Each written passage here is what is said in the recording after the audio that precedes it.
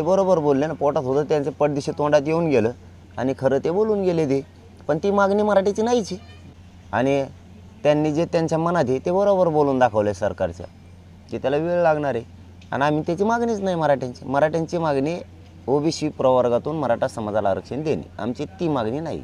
त्याला 1 वर्ष लागू शकतो, 50 वर्षे लागू शकते आणि चंद्रकांत दादा असल्यावर तर 100% 50 वर्ष लागू शकते. मग आम्ही कुठं ती मागणी करतो? आमची ती मागणीच नाही. आमची मागणी महाराष्ट्रातल्या मराठा समाजाला सरसकट कुणबी प्रमाणपत्र देणे आणि मराठा आणि कुणबी एकच हे सिद्ध झालेले 54 लाख पुरावे सरकारनंच सांगितलं आमच्याकडे मिळाले. त्याचा कायदा पारित करायला 1 घंटा लागतो. डाटा गोळा करायला मागासले सिद्ध करायला आम्ही ते आरक्षण कोर्टातलं वरचं मागितलेलंच नाही. ते 50%च्या वर जातं. मी पहिल्यापासूनच बोलतो त्या विषयावर. ते 50%च्या वर जातं, ते टिकणार नाही आहे. आणि त्यांनी जे त्यांच्या मनात आहे ते बरोबर बोलून दाखवले सरकारच्या, की त्याला वेळ लागणार आहे. आणि आम्ही त्याची मागणीच नाही मराठ्यांची मागणी ओबीसी प्रवर्गातून मराठा समाजाला आरक्षण देणे, आमची ती मागणी नाही. त्याला 1 वर्ष लागू शकतो, 50 वर्षे लागू शकते आणि चंद्रकांत दादा असल्यावर तर 100% 50 वर्ष लागू शकते. सुप्रीम कोर्टामध्ये हायकोर्टाप्रमाणे आम्हाला प्रभावीपणे मुद्दे मांडता आले नाही, त्यामुळे आरक्षण टिकलं नाही असंही त्यांनी म्हटलेलं आहे. म्हणजे तशा प्रकारची कबुली त्यांनी दिलेली आहे. तुम्हाला त्यांच्या कबुलीबद्दल काय वाटतं? मग आता त्यांनी बरोबर बोलले ना, ते आता कबुली द्यायला लागले, खरं बोलायला लागले. ते सरकार हेही सुप्रीम कोर्टातलं आताचं जे क्युरिटी पिटिशन दाखल केलेलं आहे ते आरक्षणाला 1 वर्ष लागते मागासलेपणा सिद्ध मानल्याच्या नंतर. ते बरोबर बोलले ना, पोटात होतं त्यांचे पटदिशी तोंडात येऊन गेलं आणि खरं ते बोलून गेले ते. पण ती मागणी मराठीची नाहीची. मराठ्यांची मागणी ओबीसीतून मराठा समाजाला सरसकट आरक्षण देणे आणि त्याच मागणीवर आम्ही ठाम आहेत. आम्ही मागंही सांगितलं होतं ते आरक्षण टिकणार आहे का नाही, त्यामुळं आम्हाला त्याच्यात पुन्हा पाडे तेच वाचावं लागते. त्यापेक्षा मराठा आणि कुणबी एक हे त्याचे पुरावे सापडले, ते सिद्ध झालेले आहे. महाराष्ट्रातल्या सरसकट मराठ्यांना ओबीसीतून आरक्षण द्या ही मागणी, त्याच्यावर आम्ही आजही ठाम आहेत. त्यासाठीच तर आम्ही 20 जानेवारीला मुंबईला चाललो ना मराठी. याचमुळेच घरी झोपणार नाहीत मराठी आता, की हे असे पावलावर बदलत आहेत.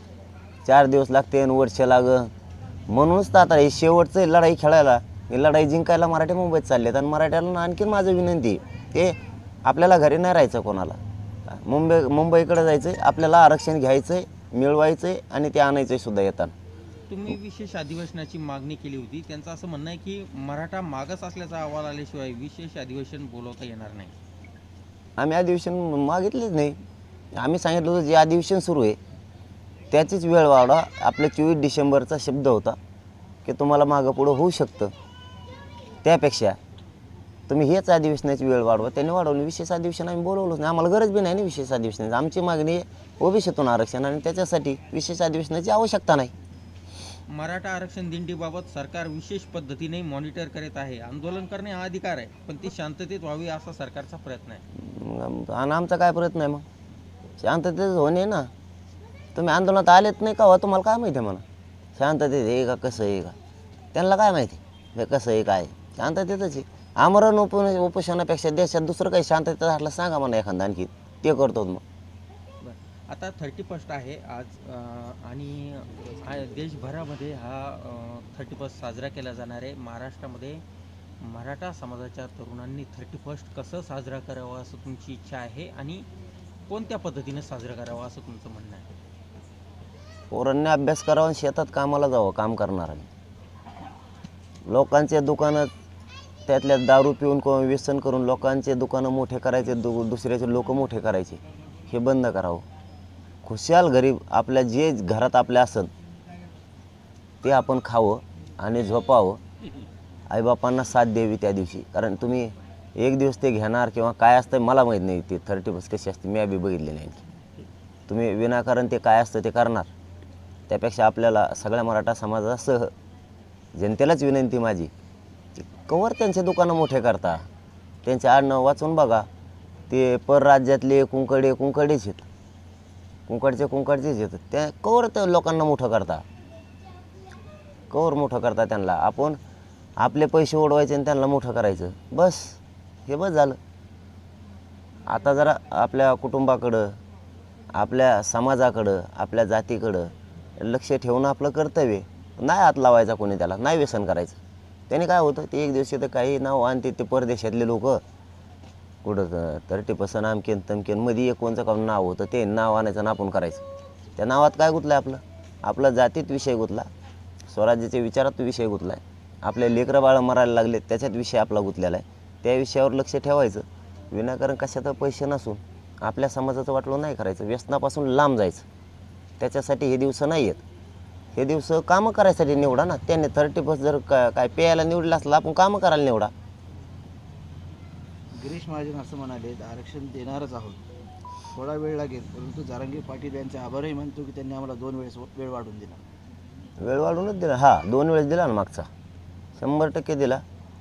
आणि ते देणार आहेत तर मग आम्ही बी घेणार आहेत. मग आम्ही काय लढत आहेत मराठी, कशाला सुट्टी नाही. आमच्या इथं शेकड्यानं पोरांच्या आत्महत्या झाल्या का, मराठा रस्त्यावर आला आहे पुरा, इथं सुट्टी नाही. मराठ्यांना आरक्षण ओबीसीतून मिळून दिल्याशिवाय सुट्टी नाही.